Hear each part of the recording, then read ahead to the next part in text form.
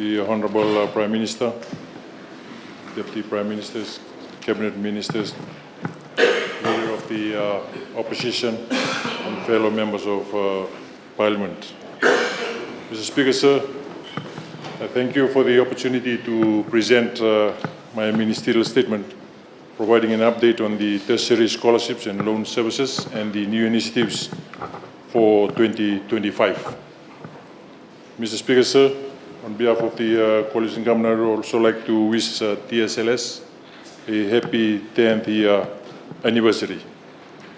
So the coalition government is making serious strides towards achieving sustainable development goals on quality education.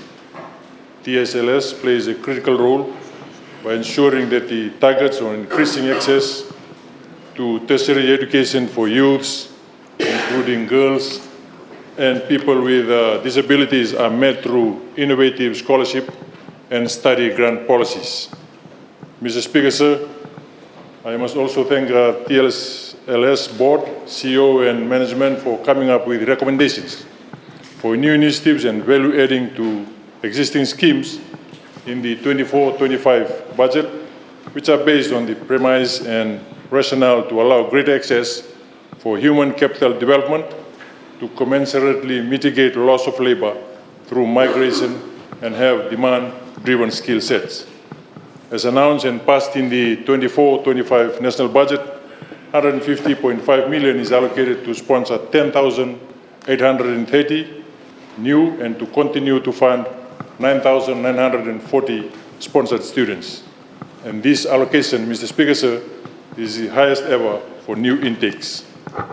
Mr. Speaker, sir, TSLS came up with a recommendation to introduce 2 new overseas schemes for cost-sharing overseas PhD and master's scholarship and merit-based postgraduate diploma specialization in service overseas scholarship. I thank TSLS for this initiative, as we need more people with specialist qualification to continue to build intellectual capital in disciplines of medical and health services, engineering, climate change, marine forestry, public policy and analysis, economic modeling and policies, public financing, and veterinary science, and in the field of social science. Mr. Speaker, sir, I thank TSLS for brokering partnerships with 4 Australian universities who will bear tuition fee whilst government will take care of stipend and miscellaneous. Funding students for overseas scholarship is highly costly to the taxpayers, as it averages $350,000 to $400,000 for a degree program. Therefore, the PhD will cost more, and government would like to thank the following Australian universities for coming on board on this scheme with TSLS. They are Western Sydney University, Swinburne University of Technology, University of Newcastle, Queensland University of Technology, and Monash University will sign MOU later to join the scheme. Mr. Speaker, sir, TSLS also came up with new initiative on graduate business startup scheme. This was timely, as coalition government wants our graduates to also be job creators. In the 24-25 budget, 30 TSLS-sponsored graduates are provided with the opportunity to undergo training and start up a business through training and mentoring by Fiji Commerce and Employers Federation. And this initiative will allow graduates to be job creators. Mr. Speaker, sir, the coalition government is taking another bold step by partnering with the employers with specialized training facilities and resources to train students and employ them after successful completion. And I must thank the TSLS for coming up with the idea as a new scheme of industry employer-based skills qualification scheme will provide opportunity to 300 students to get trained by HECF accredited employer-based providers for skills qualification at Certificate 3, 4 or Diploma Level 5 programs. This will reduce the employer concerns on quality, and this is a game-changer scheme to allow TVET to to be employer or industry-led. Mr. Speaker, sir, to value the micro-qualification grants, 2 new categories of white good repairs and existing micro-business training on bookkeeping and marketing are added. Mr. Speaker, sir, the TSLS board and management firmly believes in providing transparent information to the public, being the taxpayer-funded organization. On August 2, 2024, TSLS launched the publicly accessible Community Awareness Scholarship Handbook, and this is a testament. This is to assist students, parents, and guardians to be much more informed and get informed decisions on what are the programs offered under TSLS. The handbook can also be accessible online under the TSLS website, www.tsls.com.fj. Mr. Speaker, sir, TSLS will be conducting careers teachers workshop around the country so that careers teachers will also have full information on all the scholarships and grant schemes and are able to provide right advice to students and parents. Mr. Speaker, sir, this will be followed by school visitations to majority of the schools in Fiji, including the rural and maritime schools, to enlighten the students on the schemes available in the 24-25 financial year, the eligibility criteria, the application requirement, and the application process. Mr. Speaker, sir, TSLS has also opened the application for hardship assistance scheme on 2nd August to allow those students who have completed year 1 privately and has passed rate of 50% to be assisted from semester 2 of 2024. Mr. Speaker, sir, TSLS will open the application for first round of micro-qualification grant on 13th September, followed by opening of applications for all other schemes in December for 2025 academic year. Mr. Speaker, sir, the TSLS has some remarkable achievements in the last few years. The launched in-house developed Employer Connect portal marks first of its kind in the Pacific.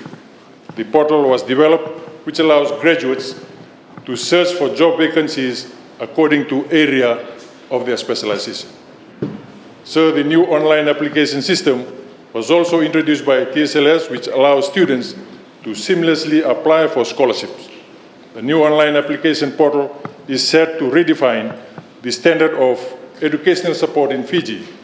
It takes only 5 to 10 minutes to apply if the applicant has all the prerequisites.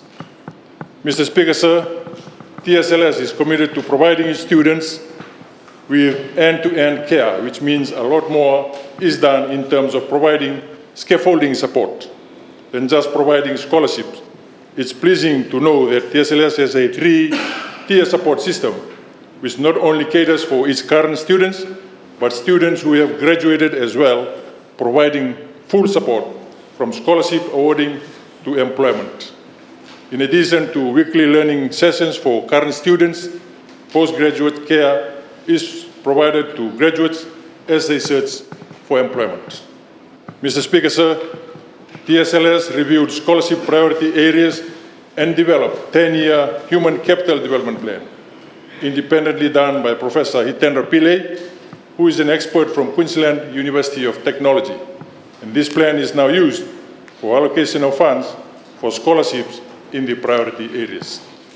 Mr. Speaker, sir, one of the strategic priority areas for TSLS in the strategic plan is to provide excellent customer service. And I am proud to say, as one of the line ministers, that TSLS has done remarkably well in this area. On 30th May this year, TSLS opened a new office in Nandi, and this office is built around this objective to provide excellent customer services to students in the West. This office has a bigger area for customer service, learning support facility, and self-serving student kiosk. And I applaud TSLS for increasing its footprint in Western Division by opening a Nandi office to serve the Southwestern students.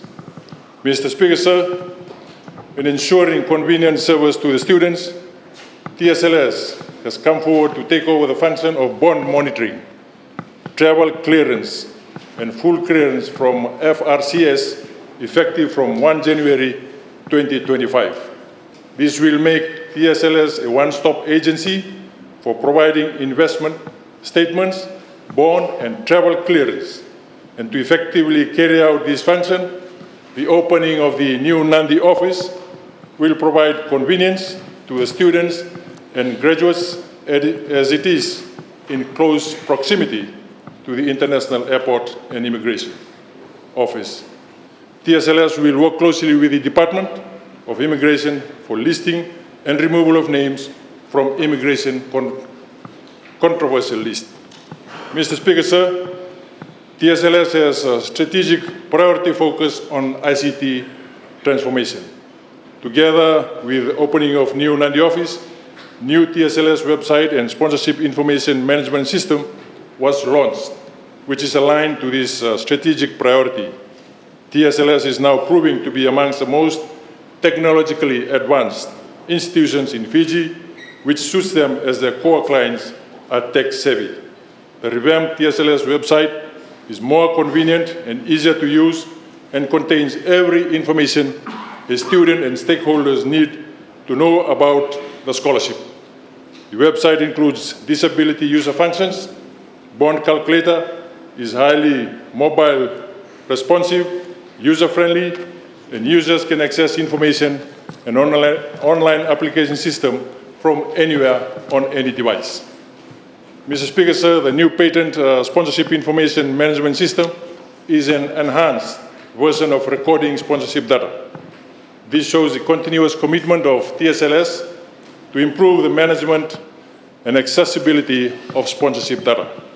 The newly developed platform includes student module, payment module, and integration with university system, Ministry of Education's FEMIS and immigration system. TSLS has presence also on major social media platforms and a dedicated officer providing service through all the platforms. The online escalation complaint management system ensures that queries are given 1 day turnaround time. The student can trace their complaints on the system, and the online chat services will become 24 hours by next year to the student as intelligent tools have been added. Currently, it is only from 8 a.m. to 4:30 p.m. from Mondays to Friday.